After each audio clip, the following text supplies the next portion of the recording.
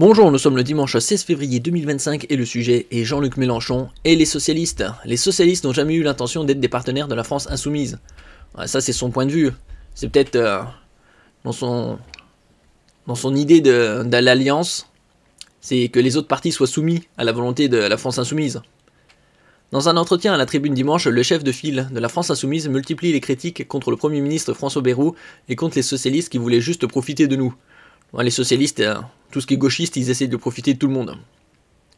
Mais il regarde d'un œil amusé l'ambition du ministre de l'Intérieur, Bruno Retailleau.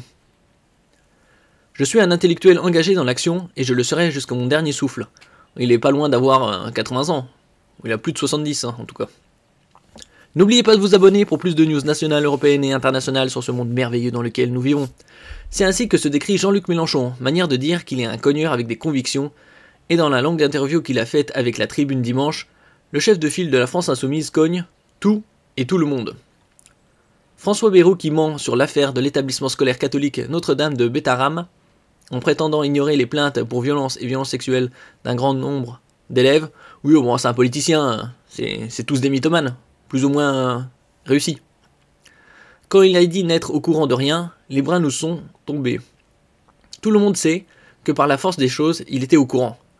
Les insoumis demandent la démission du Premier ministre et ont saisi la justice pour non-dénonciation. Ouais, après, cette affaire, c'est probablement juste un flocon de neige sur le sommet de l'iceberg. Il y a tellement d'affaires cheloues. Et quand ils sentent que ça sente le roussi, ils balancent quelques affaires croustillantes par-ci par-là pour détourner l'affaire. C'est juste l'arbre qui cache la forêt. Par ailleurs, Mélenchon reproche à Bayrou d'avoir embrassé le sujet de la submersion migratoire par opportunisme pour siphonner la base de Marine Le Pen. Oui, après, si les gens sont cons, juste parce qu'il a employé submersion migratoire, oh, Bayrou est génial. Parce qu'il veut être candidat à la présidentielle pour le bloc central à la prochaine élection. Ah oui, avec son modem. Il avait fait des scores pas mal, hein, il y a 15-20 ans, plus ou moins, avec 20%. Mais bon, il n'avait pas franchi le premier tour. Tranche-t-il. Cet homme a beaucoup de suite dans les idées, c'est lui qui a fait la victoire de Macron. Bon, faut arrêter les conneries. En 2022, pas une voix à Marine Le Pen, il a répété ça 3 fois, c'était Jean-Luc Mélenchon. Alors que lui n'y croyait pas, la plupart de ses, de ses fans, ou de ses supporters, et y croyaient. Parce que la différence était minime, c'était 1,5%, après ça s'est réduit à 0,7%. Ils ont dit, attendez, on va peut-être réussir à passer devant. Il a construit un fort groupe de députés et de ministres. Vous le voyez s'arrêter là? Jamais, il a un but. Bon, comme tout politicien, il faut aller de l'avant. De toute façon, il n'est pas à la retraite, donc évidemment qu'il a un but de devenir président ou autre chose. Et selon lui, ce but est le même que François Hollande et le PS. Unir les centres-gauche et droits pour se placer au second tour de 2027. Qui va voter Bayrou? C'est comme le Xavier Bertrand. Je suis le seul rempart face à l'extrême droite. Bon, c'est encore un autre guignol, hein, un franc-mac. Retailleau est la meilleure chance de l'arc réactionnaire. Sur Richard Ferrand, proposé par le président de la République pour présider le Conseil constitutionnel et dont le nom sera confirmé ou non par le Parlement mercredi.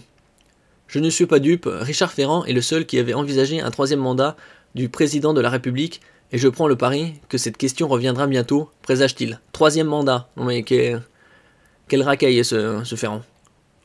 Pourquoi pas non plus à vie. Sur Olivier Faure, avec qui Mélenchon entretient à distance des relations exécrables depuis la fin de l'été, le premier secrétaire du PS, déniant au LFI la place de candidat naturel de toutes les forces de gauche à la prochaine présidentielle. L'insoumis juge le patron des socialistes dépassé. Il reproche à Olivier Faure de juger que les débats sur l'identité nationale n'est pas tabou. Les mots qu'il emploie sont inadaptés. Il dit que nous sommes une république métissée. Bon, il a une lubie aussi, ce neuneu avec le métissage. Non, pas du tout. Ce sont des individus qui sont métissés, pas l'État. Bon, l'État est au-dessus de tout, de toute façon. C'est leur but. Il dit que nous sommes une société multiculturelle. Oui et non. Il y a aussi une culture collective et réagit l'intellectuel. Ces dissensions avec le PS qui refuse de voter les motions de censure contre le gouvernement Bayrou montrent que, Je me suis lourdement trompé sur un point. Les socialistes n'ont jamais eu l'intention d'être des partenaires, ils voulaient juste profiter de nous. Fermer le banc. Oui, après, les socialistes, tout ce qui est gauche, ils sont éclatés. Comme je disais, il y a pas mal de micro-partis. Communistes, gauche radicale, gauche, PS. Il n'y a guère que François Hollande et Bruno Retailleau pour obtenir un propos positif. Non que Mélenchon les apprécie, mais le premier, parce qu'il a retourné tout le groupe socialiste en un an. Ce n'est pas rien, salue-t-il.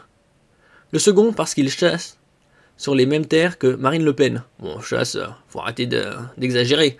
Il dit quelques propos par-ci par-là similaires, et c'est tout. Pour plein de gens de droite, Bruno Retailleau est plus rassurant qu'elle. Bon après, c'est juste une image. Retailleau est la meilleure chance de l'arc réactionnaire à cette heure. Estime l'homme de gauche. Est-ce que c'est la meilleure chance, Retailleau? Non. C'est personne.